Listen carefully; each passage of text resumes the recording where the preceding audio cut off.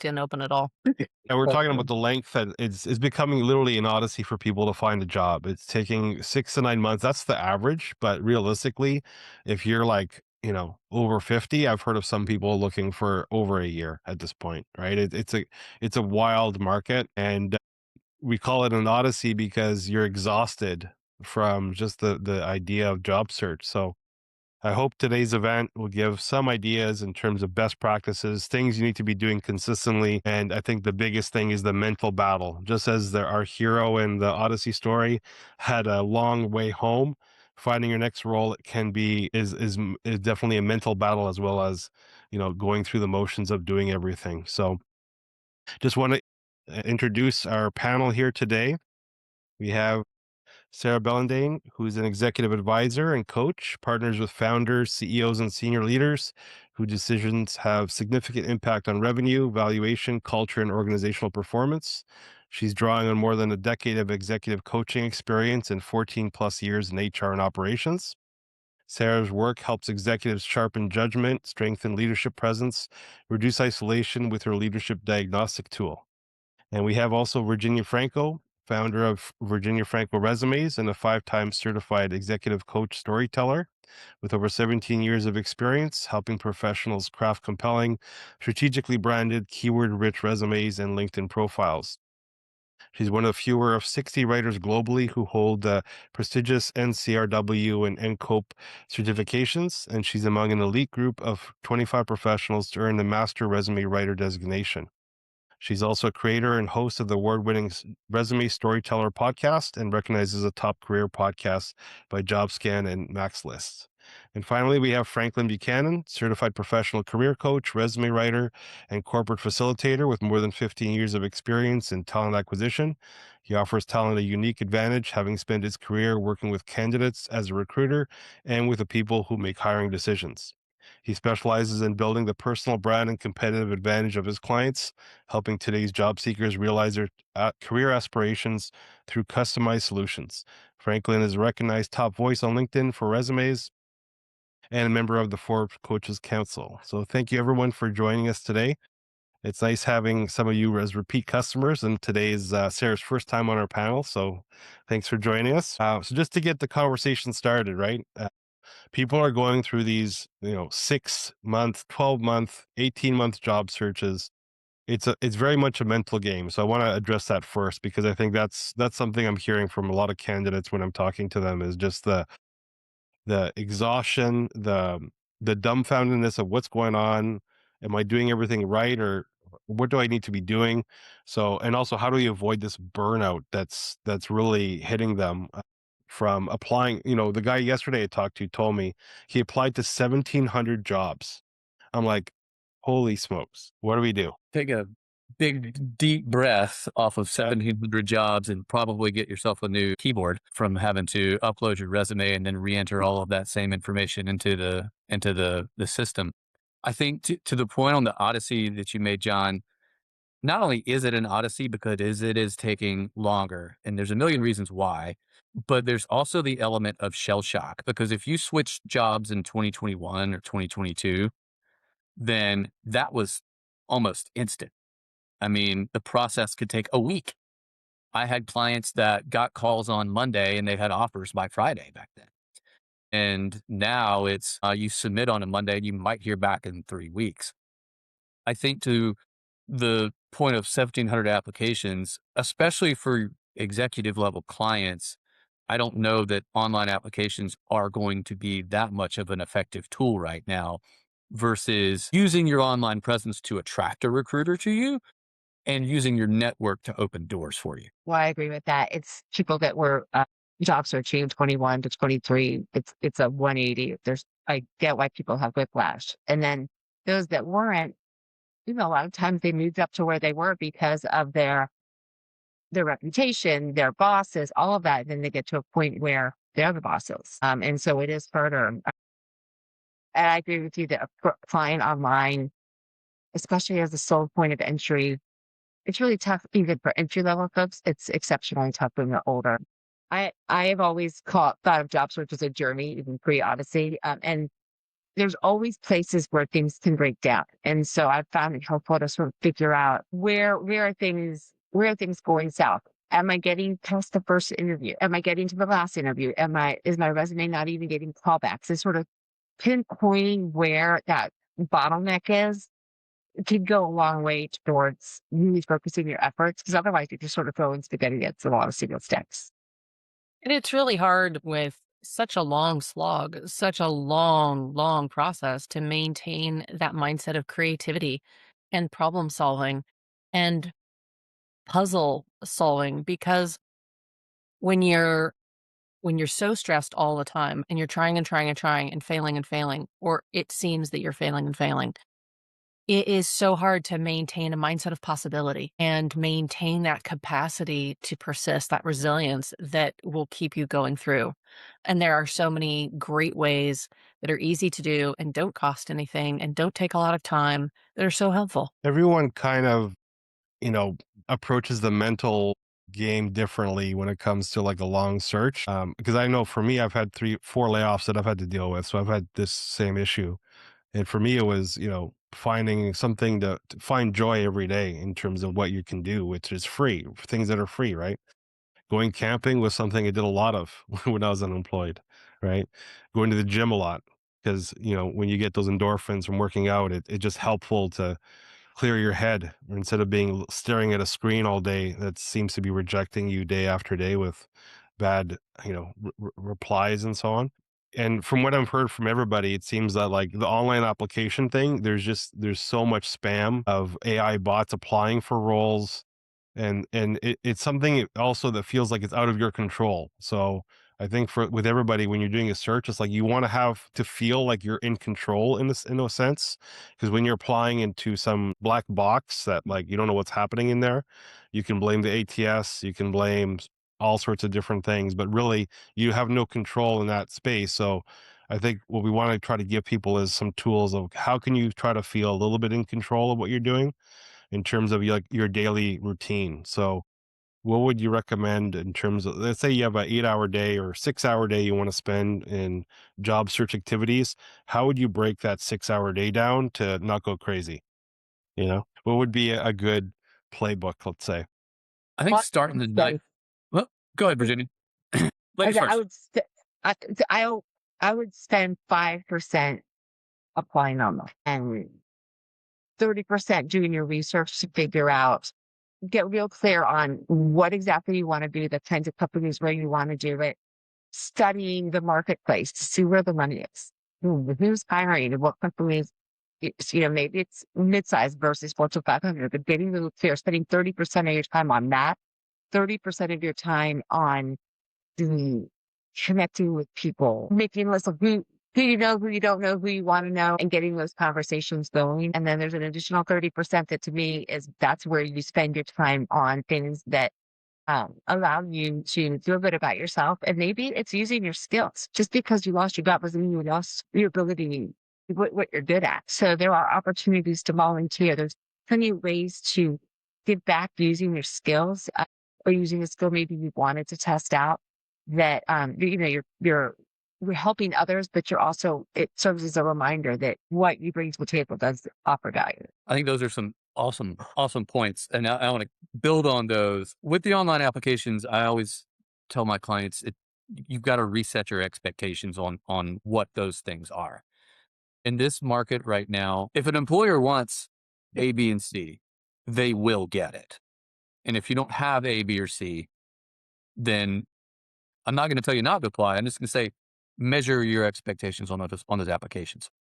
And I agree. I think 3-4% of your time in a given day, that's a good time to do it. And make sure you're timing your applications right. Try to get them in early. But the success of your day in the slog or the odyssey of the job search starts, I think, the night before. And if you can figure out, all right, what are 3 or 4 things that I can accomplish today? Because I've never been a big list guy, or I never was until I became a list guy. And just the feeling of checking something off the list, someone to reach out to. Virginia, you mentioned volunteering in the community. That's a great way to. With all the scribbles, I love being able to cross things off.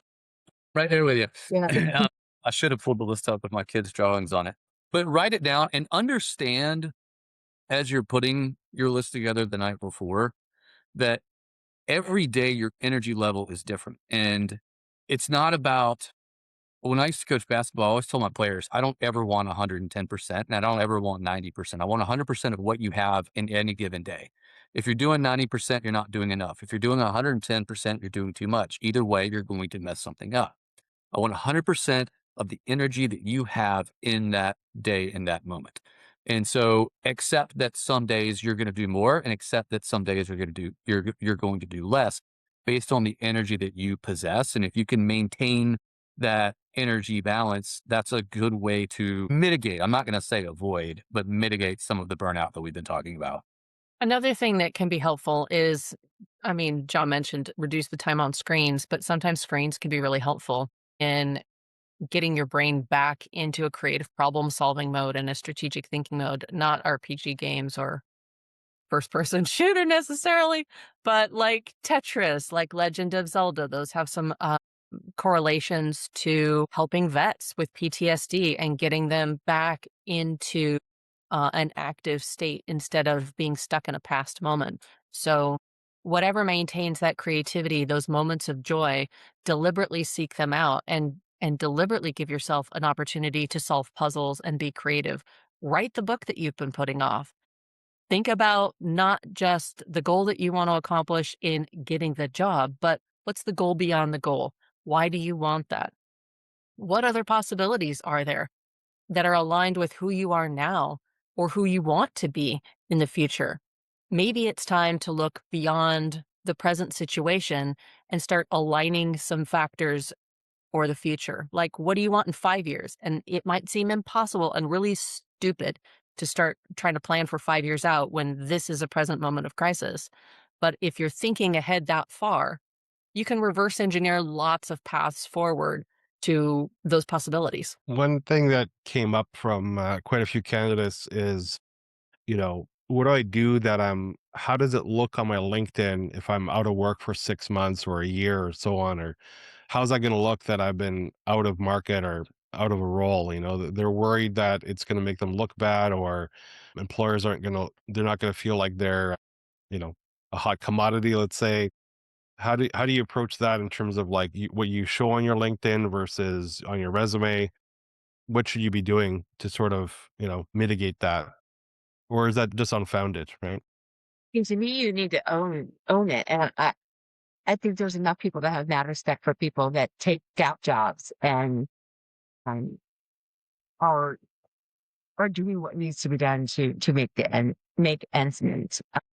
In terms of how you position that on your LinkedIn, it depends on how long it's been since you last work. It depends on if you were volunteering in any capacity that allows you to use your skills. So there's some other variables there that impact search, but going face to face with someone else, yeah. There's no getting around it. Like, you can't hide from it. And if there's one thing I think that people have destigmatized, or recruiters have destigmatized somewhat, is a layoff in the career, right? Because I think most people get it in the job market today, and it's how much more difficult it is. I agree with Virginia on owning it. And I think I was actually having this conversation with a client earlier today on should we fill his gap on his resume and LinkedIn. And I think it depends on what you're doing. If you're using your skills, like he's teaching chemistry to students, and that's a relevant skill. He's designing landscape. I think he's an engineer. So it makes a lot of sense for us to kind of add that at this point.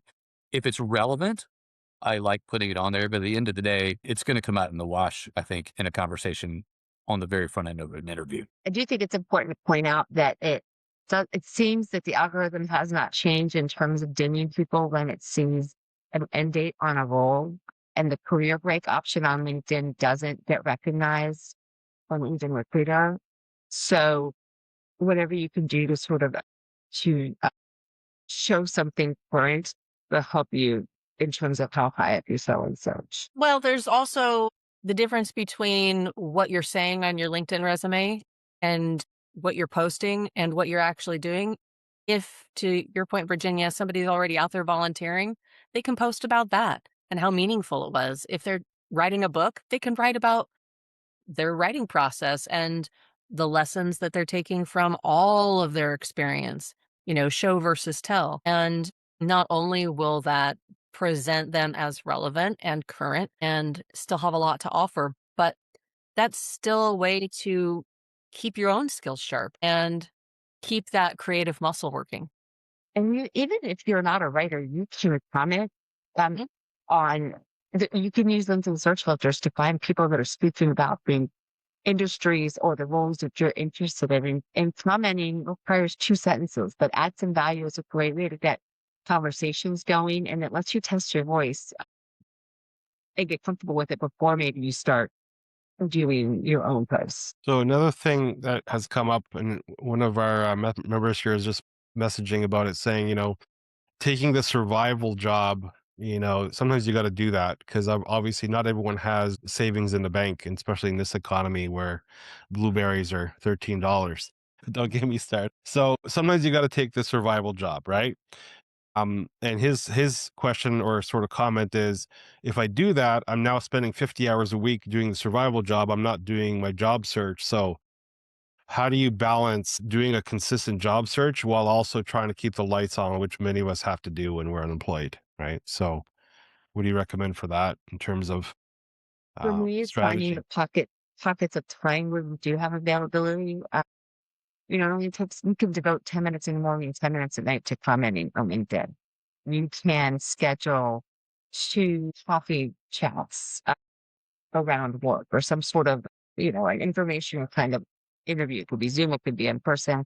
But when you get clear on exactly what you want to do, where you want to do it, who you want to speak with, you don't need as much time as it takes to apply to 17 year jobs. Yeah, I completely agree with that. Like when you're not working and you got 8 to 10 hours in a day to look for a job, that is a recipe for a very inefficient.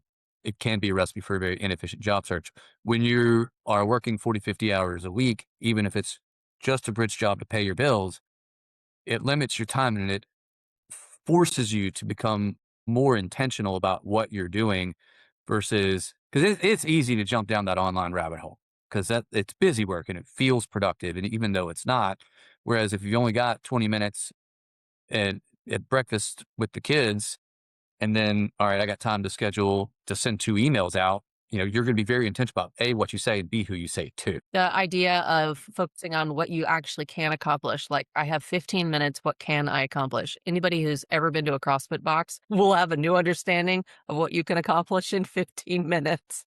But right to your point, Franklin, can I send 2 emails right now? Yes or no? Okay, I can send 2 emails. I'm waiting for my kid to come down the stairs. Yep, I can send that one follow up. I can comment on that one post. And each one of those is a win. Track the wins. Track what you do that moves the needle, however tiny amount, forward. And also to mention too, yeah, I think Virginia was mentioning about spending 30% of the time sort of researching companies and roles and so on. I mean, with AI, like I think you're able to cut that down substantially, right? Like you can have Claude, use a free version of Claude and have it do research on companies in your niche. You can use scraping tools and Indeed and LinkedIn to find jobs and so on. I mean, there's ways to do it where you can, if you're tech savvy, you can definitely be a little bit better at pulling together the companies you want to be targeting and so on. Even doing a free trial of Sales Navigator is something I recommend to a lot of people, is like try Sales Navigator for a month for free. I think they offer it. Building an account list, then building a persona of people you want to talk to, and then creating a lead list from that account list of those people in the persona. Now you have a list of exactly who you want to be talking to in your niche. It takes literally 10 minutes, you can do it. So especially for people that are in sales leadership that are looking for work, it's like, this is a sales job. This is your funnel, right? Think of your funnel. And I think if you're working as an Uber driver or working at McDonald's and you're like, I need to go work, just to pay bills, well, you can apply for jobs even at midnight, right? So what has to be done during the day? I think that's maybe the networking piece. So what can we give for advice for people that are like, okay, I got an hour on my lunch to network. Where's my time best spent in my job search right now? I have a lunch hour every day that I can do. What would you say would be, if you had 1 hour, what would be this is what I would do if I had an hour to do my job search today? So if I wasn't clear on the kinds of opportunities I wanted, what I would do is go to AI. I had a client a couple of weeks back, and she's like, I wanted you, she was a CHRO, and she wanted a role with it, to be with a particular culture, and she didn't know where to start. So we put in, I don't remember which we used, but we put in what companies have this culture and are willing to invest in blah, blah, blah. We got a list of 5 companies. And from there, she reverse engineered to figure out, do I know anyone there? Do I know anyone who knows anyone there? And we put together her list. This all took an hour. And then she was ready with that list to go to people and say, these are the kinds of companies that I am looking to work at. Do you know anyone there?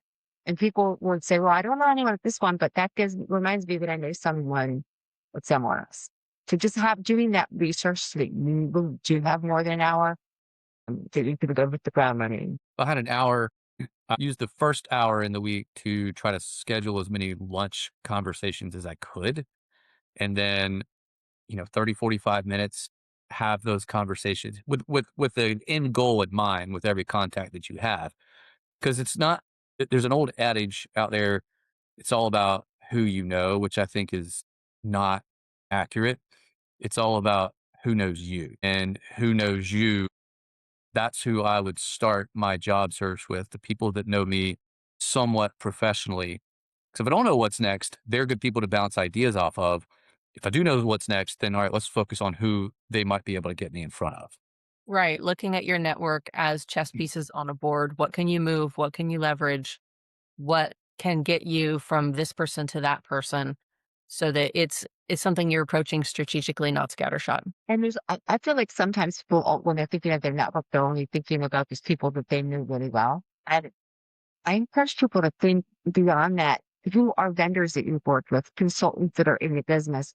Those people have their fingers in lots of different pies in different companies, and they might be really well situated to know who's hiring and who's not in your industry. What would you say though for people that are saying, well, I've tried networking and I'm not having results, and I know a lot of people have said to me, well, I've messaged people in my network and no one responds back. Everyone's just ghosting me. So I'm like, is it their approach not good? Is it just people are not active on LinkedIn, which it is a problem, I think, as well. I think only 20% of people are posting every 90 days or something. So what I told them was, well, it could be that they're not online. Like, a lot of people only use LinkedIn when they're out of work. That's a big amount of people, right? But maybe also your approach. So how would you say it's best to approach people that are, let's say, in your network, you don't know that well? And I mean, the worst thing I think is just to say, hey, do you have a job, or can you get me a job? That's the worst. So how would you approach that? How do you add value and get that network going? I think a lot of people struggle with that. They're like, I don't know what to say. It's awkward. How do I do it? It Yeah. is. At their activity. Yeah. I would look at their activity to see if they're on LinkedIn. If not, try another way of communications. Right. Sales Yeah. Navigator, you can look at your first person connections and filter by how recently they were on and active. I don't even think you need Sales Navigator to do it. I think you can do it as plain old LinkedIn Premium. Yeah. And I agree with all that, because most people, I don't think, to John, to your point, I don't think if people aren't looking for work, they're not on LinkedIn unless they're actively selling something they want people to buy. Like I'm on LinkedIn because people buy career coaching and resume writing services from me. And so I think if you're starting your job search with messaging people on LinkedIn, that's not a recipe for success because your level of response is going to be a lot lower. If they're not in your phone, I think that the people that are in your phone, that's who you start with. And because they're the ones that are likely going to be able to get you in front of that person that you kind of know. I think about all the recruiters that I trained. I couldn't name them all. If one of them reached out to me that I haven't talked to in 5 years, yeah, I'd take the call for sure. That's just who I am, but not, I think most people know, oh, well, who's that again? Were they in that training class? I'll get back to them later. And then your LinkedIn box is then full of spam, but then you forget. So I think starting small with trusted connections is what leads to those second level connections. And lead with curiosity. What are they doing now? What are their interests? What are they eyeing for their next move? Who do you know that might be a great connection for them? And what would be the best way to leverage your network to help them? Yes, Curiosity. because when you lead off with, "Hey, I'm looking for a job," that is not a statement in the mind of the listener. That is a request for help. And even most people don't know how to help you find a job.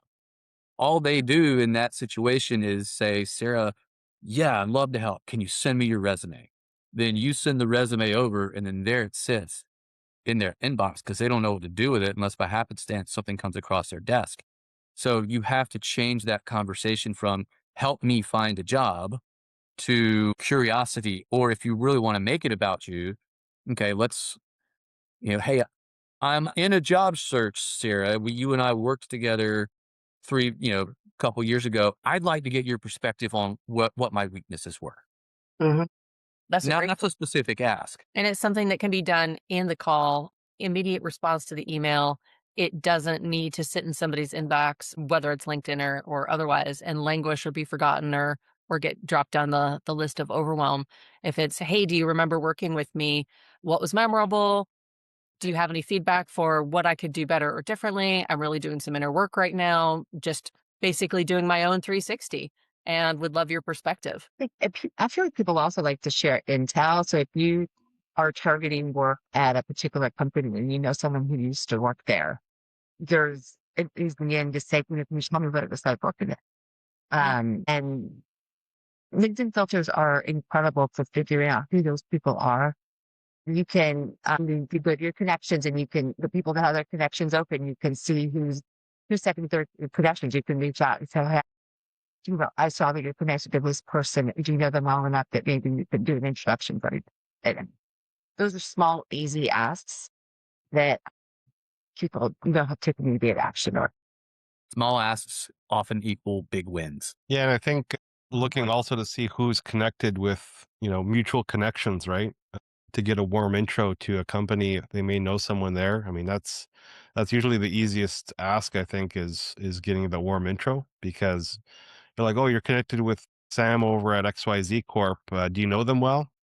That's an easy question where it's like, oh yeah, okay, give me as opposed to help me find a job, which can come across as well like you're right. Not everyone knows what to do. And I've had a lot of people just send me a blind resume too by DM. And it's like, that doesn't really help me either.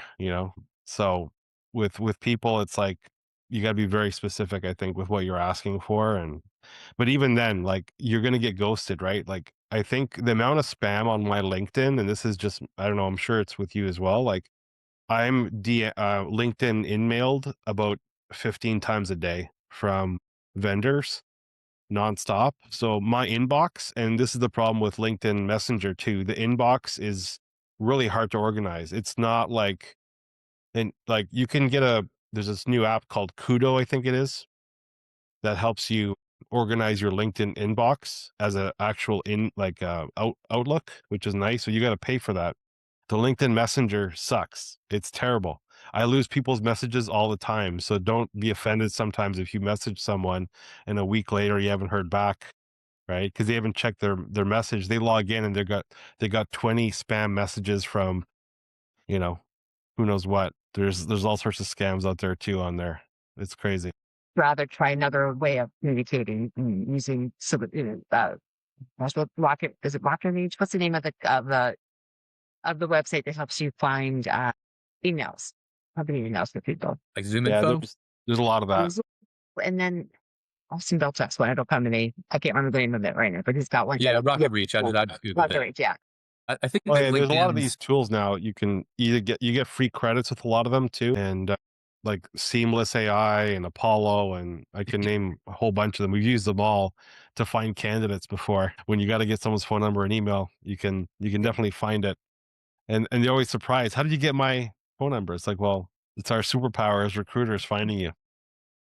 So they're obviously going to try to do some networking. They're going to reach out to their immediate connections first, then their tertiary connections, and then maybe their third connections, or try to get intros.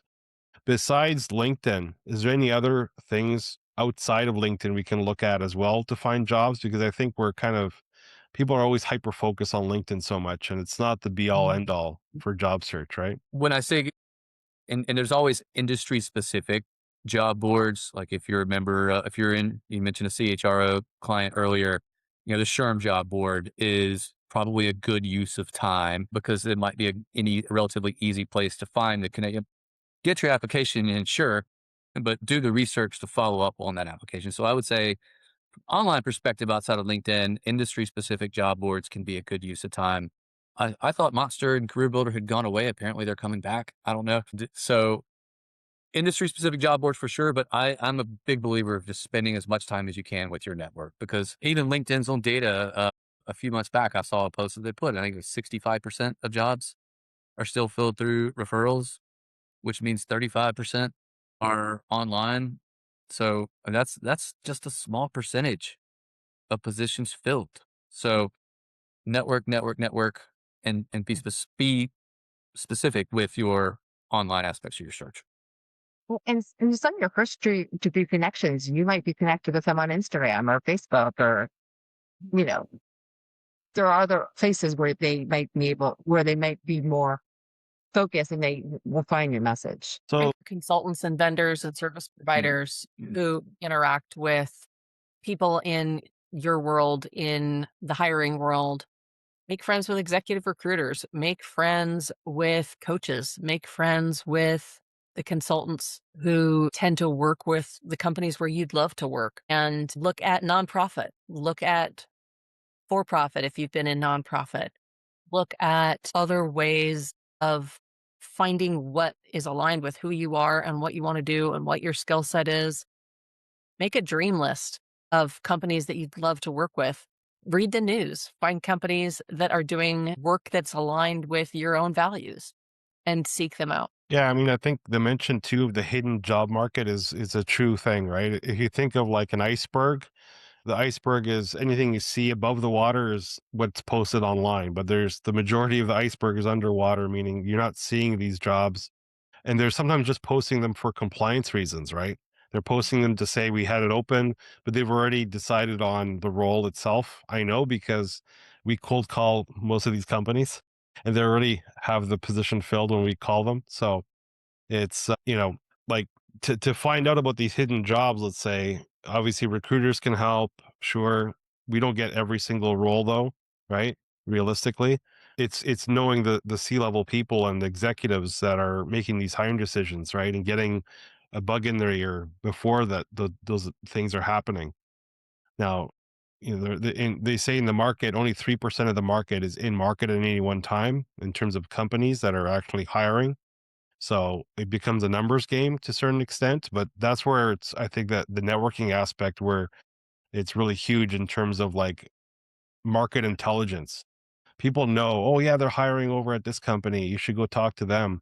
They haven't posted the role yet, right? That's the kind of things you got to scrape up with your networking piece. Uh, there's a lot of frustration though from a lot of job seekers. I hear it all the time. And they're saying to me, well, I've tried reaching out, no one's responding, or I apply, I get ghosted. So how do you build that resilience? What would you say to people to build that resilience? This is part of also the, the mental game, but hearing no. Not everyone's a salesperson. If you're in sales, you're used to hearing no. It's like in your DNA. But if you're someone else, that it could be very hard. So how do you deal with the constant rejection? What would you say to people about that? I'd say collect no's. Make it a goal to get 1,000 no's. And then celebrate when you hit 100 mark milestones. Like, yes, putting yourself out there and you did it 100 times. And if you got told a no 100 times, great. Go get another 100 no's. And, quality no's, not no from the guy who runs the bakery around the corner when you want a six-figure job. But collect the no's, game it. Turn it into a competition with yourself. Can I get another no today? Can I get 5 more no's today? Can I have 5 more conversations? And if I get a yes, sure, it's a win. But if I get a no, great. I'm along the way to my goal of 100 more no's. Do you want to talk about like an absolutely viral LinkedIn post? Somebody that actively will do that, Sarah, will get 1 million likes at the end of their job search. I always say, Yeah, don't they'll show post up about on your lots job of search things. on LinkedIn. But I think that's really unique. I love that idea. I love that. I love that. I'm a fan of keeping a brag file. Maybe it's old reviews, maybe it's emails where you have compliments, and when you're feeling down, read it. Remind yourself of how great people thought you were. And in that brag file contains the secret sauce to your resume and your LinkedIn profile, because there might be something that you've forgotten that you put on there. Like, if you're getting 1,700 no's, at some point there should have been a yes in there, and something's probably wrong with the resume. Look in that brag file, because you're going to see the problems you solved, the projects you managed, the processes you improved, the dollars you saved, all the kudos. And if you don't have one, create one, because that's a really good way to pull out your career accomplishments. And each one of those kudos, that brag file, each thing in there can be expanded into a case study, can be a post, can be a video, can be a topic of a podcast.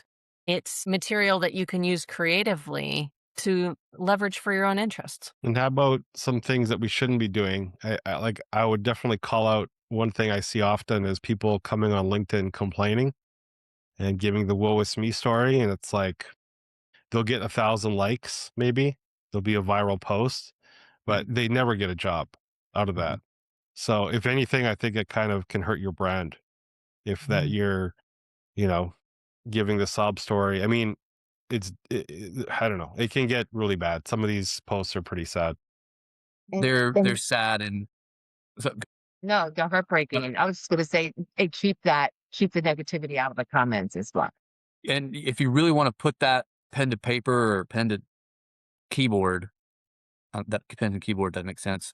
Fingers to keyboard. Open up a Word document and type your post, and then click the X and get rid of it. That way, you've at least gotten out of your system. Don't put that online, because yeah, you're going to go viral and you're going to get 100 of sympathy likes, but the hiring manager and the recruiter that ultimately will read that are going to think twice about having that conversation. Because if you're going to complain about something as personal as the job search, are you going to go online and complain when something doesn't go right at the job? There's an idea of oversharing, I think. And what I try to tell everybody is listen, that's what your friends and family are for, right? Like having your network of people around you that you can support you and help you. And that's what they're for there. And go to them and complain to them every day if you need to. That's what they're there for, right? But online, if you post it, it's there forever. And I think that could follow you, and you don't want people to see the time that you trashed your former employer, said negative things about your job search, or complained about how unfair everybody is or the world is, right? It seems,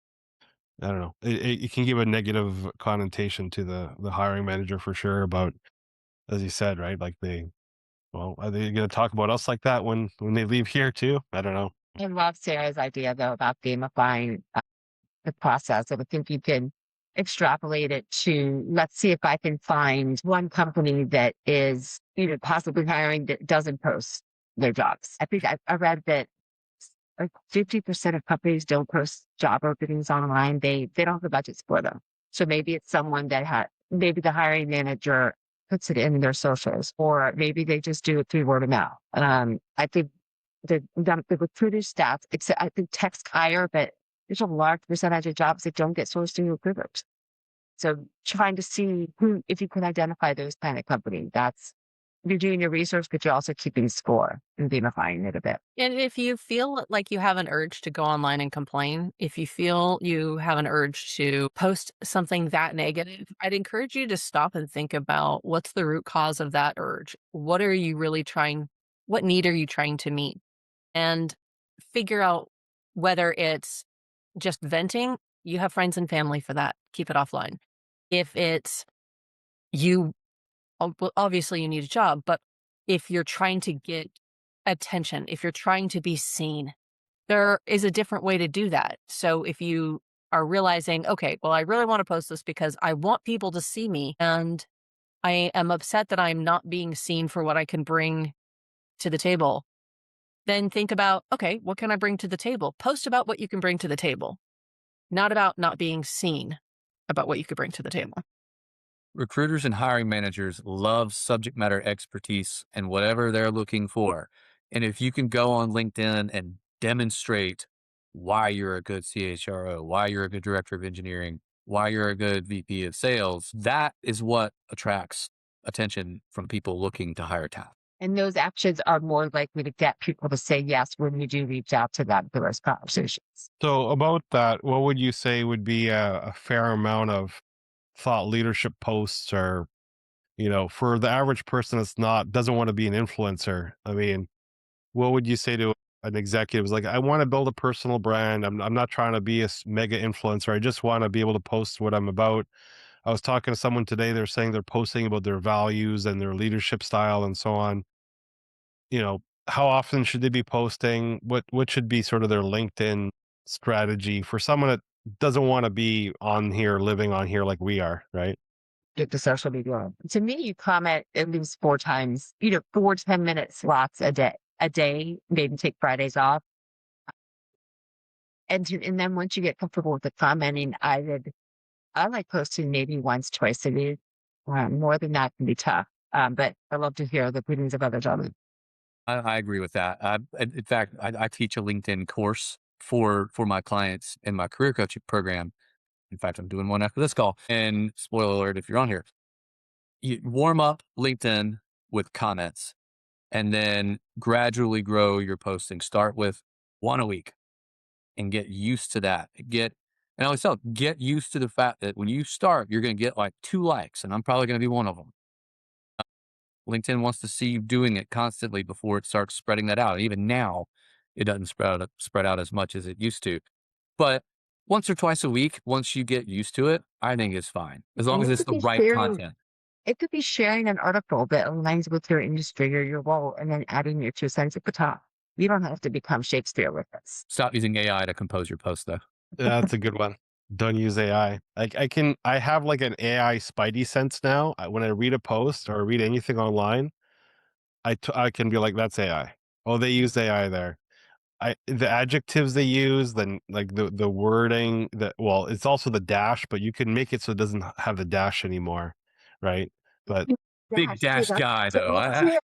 I use the dash before AI used the dash, so you're right. And now I'm like, oh, maybe I shouldn't use my dash because people are going to think I wrote it with AI, but I like using the dash. I'm like, what I do was I having do? that same conversation with my wife the other day. And she goes, well, why don't you just have the confidence to use the dash, Franklin? I'm like, okay, that's the kick I needed. that's right. Go with that. I got a couple of questions from the audience here. One was, how many of the jobs that are posted online are actually real?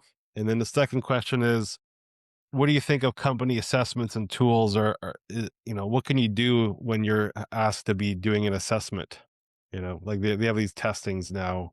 Like Amazon has a really structured process. I think it's all done with AI. There's testing and quizzes and math problems and disk testing and everything else. How do you approach the assessment piece? If you want the job, you got to do it. That's the thing. But I had a client, they wanted a one-way video interview followed by an assessment. And they were also interviewing with a competitor who did not offer any of that. Guess who? They were like, no, I'm not doing all that. I'm going to go to your competitor and work there. So Amazon's always going to attract who they want. Microsoft, Google, these big companies are going to get who they want, and they're going to have hoops for you to jump through. At the same time, small businesses and mid-sized businesses need to understand they might be missing on top talent for making them jump through so many hoops. So, but if you really want to work at a company and they have an assessment, do it to the best of your ability. As far as how many jobs are posted online, I don't know. How many of them are real? Who knows? I've read so many studies about how many there are, like 2% are real, 10% are like, no one knows. The researchers don't know. It's just, Yeah, and little companies don't have the budget to be posting fake jobs. Big yeah, companies need to do. that's a good point. And big companies will do it for pipeline purposes. And maybe it's not a position, they got somebody in mind internal, but they're going to have to backfill somebody and they want to create a pipeline. Is that a fake post? In my recruiting background mind, I say, no, I think that that's real. There's a legitimate chance you could get hired there. But I could see the flip side of someone saying, no, that's BS. Regardless, by the time the post has gone through all the hoops to get approved and go up, you are competing against a group of people that are pre-qualified or pre-vetted. And so you're on your back foot trying to compete with those people. So getting the conversations going so that someone will call you and go, hey, the posting's coming out on Tuesday. That just puts you at an advantage. Yeah, I mean, in the recruiting world, we call those like the evergreen job postings, right? They're always up. Sometimes it's to build like a pool of candidates. For sure, some companies do that, but it's very expensive to post jobs too now. Like LinkedIn, it could be several $1,000s. So in general, they don't really want to be doing that just for image purposes or whatnot. It's pretty expensive. So I'd say they're probably wanting to hire at some point, but maybe they're doing it for compliance reasons. That's for why I would say the majority are being posted. If they are, they have to show that there was a fair process. Makes sense. Yeah.